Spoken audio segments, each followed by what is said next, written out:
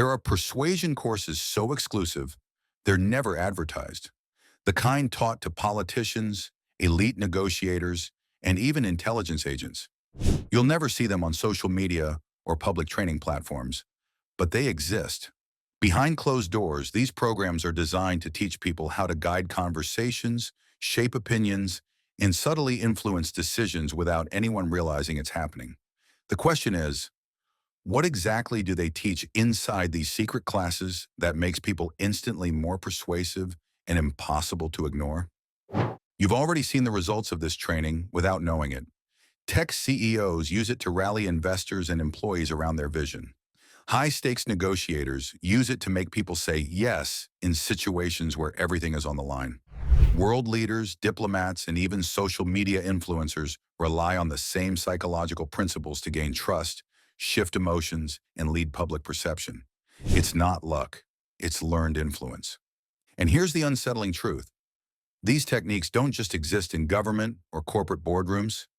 They're used on you every single day, from the words used in ads, to the tone of political speeches, to the phrasing of simple online messages. Persuasion is being practiced at a level most people never see. Today, we're breaking down what's actually taught in these secret persuasion programs, the psychological tactics that can change how people think, feel, and act. But more importantly, you'll learn how to recognize them and how to use them ethically in your own life to become more influential, more confident, and more aware of how influence really works. Most people think persuasion is just about talking smoothly or having natural charm, but in reality, there's a whole hidden world of professional persuasion training that goes far deeper. These aren't self-help seminars or motivational workshops. These are structured programs designed for political strategists, intelligence agents, crisis negotiators, and elite sales teams. The people whose words can change outcomes on a massive scale.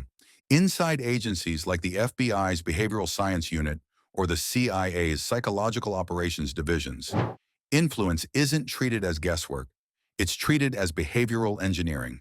Trainees study how humans make unconscious decisions, how trust is formed, and how emotional states can be guided through language, tone, and timing. In the corporate world, high-level executives attend influence boot camps based on behavioral economics and neuroscience, training that focuses on reading microexpressions, pacing emotional rhythms, and framing communication to bypass resistance. But it's not just theory, it's science. Much of what's taught in these secret programs is rooted in decades of psychological research from scholars like Robert Cialdini, who identified 6 core principles of influence, and Daniel Kahneman, whose studies on decision-making prove that people act on emotion first and logic second. These programs turn those findings into practical tools, methods that can shift someone's mindset without them even noticing. What's more fascinating is how universal these techniques are. Whether it's a negotiator diffusing a hostage crisis, a politician rallying a crowd, or a CEO inspiring investors, they're often using the same psychological foundations. The subtle art of aligning emotion, authority, and timing. The truth is, these courses aren't about manipulation. They're about mastering communication. Once you understand how the human mind reacts to influence, you gain the power to persuade more effectively, but also to protect yourself from being unconsciously persuaded. The first secret principle taught in these persuasion courses is called the law of similarity, a psychological phenomenon that states, we trust and agree more easily with people who seem like us. It's one of the oldest and most reliable forms of influence known to psychology, and it works faster than logic or reason ever could. This principle has been proven time and again in research. In one classic study published in the Journal of Experimental Social Psychology, researchers found that people were far more likely to comply with a stranger's request if that stranger mirrored their posture, speech patterns, or even small habits, like tapping a foot or nodding. The participants didn't realize what was happening, but their brains registered familiarity, which triggered feelings of safety and connection. This is why skilled persuaders, from salespeople to politicians, go out of their way to reflect the person they're speaking to. It might be matching their tone, using similar vocabulary, or mirroring body language ever so slightly. When done correctly, this activates a subconscious signal that says, we're the same. And once someone feels that sameness, their defenses drop dramatically. You can see this principle in action everywhere. A politician might dress like their audience or use local slang to appear relatable. A CEO might share a humble origin story to connect with employees. Even social media influencers use it by speaking directly to viewers' experiences.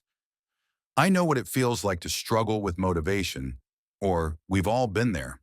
That language of similarity builds instant emotional alignment. The second principle taught in secret persuasion courses is the power of scarcity. It works on a deep instinctive level. When people believe something is rare or exclusive, its value skyrockets, even if nothing about it has actually changed. This is because our brains are wired to see scarcity as a sign of importance and urgency. When something feels limited, we subconsciously assume it must be worth chasing. Psychologist Robert Cialdini, in his groundbreaking research, found that scarcity consistently increases both desire and action. In one of his classic experiments, participants rated identical cookies as far more desirable when told there were only a few left in the jar. The scarcity didn't change the quality, it changed the perception. This principle is everywhere in modern life. Limited time offer, exclusive access, only 3 spots left, invitation-only event. These phrases aren't random. They're carefully designed to tap into that fear of missing out, FOMO, and push you to decide faster. Even the elite persuasion programs themselves use scarcity as a tactic. They're not openly advertised. You can't just sign up. You have to be invited. And that secrecy, that sense of exclusivity, makes people want it even more. The scarcity isn't just a feature, it's part of the persuasion strategy. The third principle is called the rule of commitment and consistency, and it's one of the most subtle yet reliable tools of influence. Once people make a small commitment, even something tiny, they feel a psychological need to stay consistent with that choice. It's part of our self-image. We like to see ourselves as stable, logical, and true to our word. This principle was famously demonstrated in a study where homeowners were first asked to sign a small petition supporting safe driving. A week later, the same researchers asked if they could place a large, ugly, "Drive safely" sign on their lawns. The people who had signed the tiny petition earlier were over 400% more likely to agree. That small yes created internal pressure to stay consistent with their earlier stance. You'll see this principle in action everywhere. Marketers get you to click, learn more. Political campaigns ask for small early pledges. And hostage negotiators use tiny points of agreement to build momentum. Each small yes becomes psychological momentum toward a bigger one. The fourth principle taught inside secret persuasion programs is the power of authority, the ability to make people comply simply because they believe you hold expertise, status, or legitimacy. This isn't just social conditioning. It's hardwired into how humans evolved.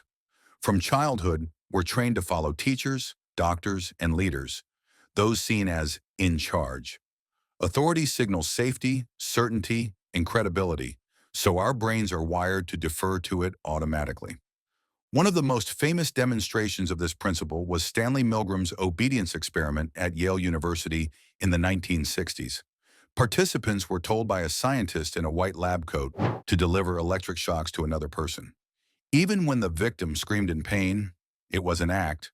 Over 65% of participants continued administering shocks simply because an authority figure told them to. The presence of authority overrode empathy, logic, and even morality. In modern life, this principle shows up everywhere. People trust a doctor's advice more when they're wearing a white coat, or believe a product works better when it's endorsed by an expert or celebrity. Even subtle cues like posture, tone of voice, or professional titles can shift perception. Elite persuaders learn to use authority carefully, through confidence, language precision, and presentation. The more competent you appear, the more people believe, follow, and obey without question. That's why persuasion programs don't just teach words, they teach presence.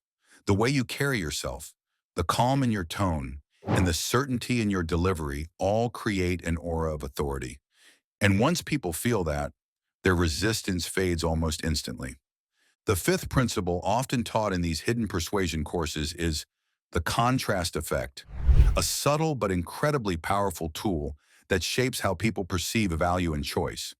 The mind rarely judges anything in isolation. Instead, it compares. How something feels depends entirely on what it's compared to.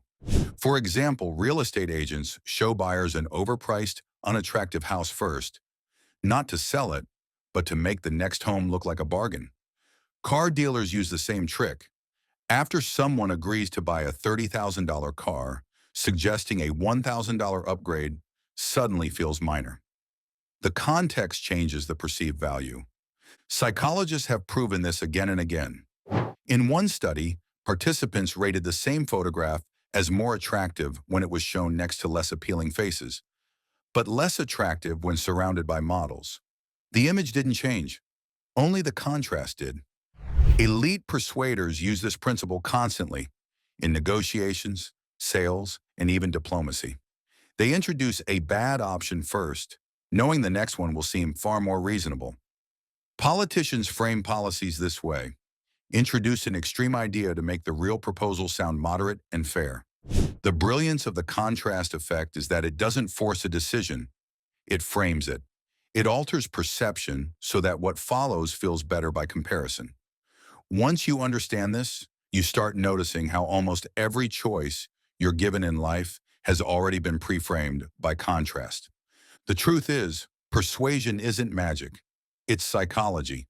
The principles we've uncovered, similarity, emotional framing, scarcity, commitment and consistency, authority and contrast, aren't tricks. They're reflections of how the human mind naturally works. The people who master them don't just talk better, they think differently. They understand what drives emotion, trust, and decision-making at the deepest level.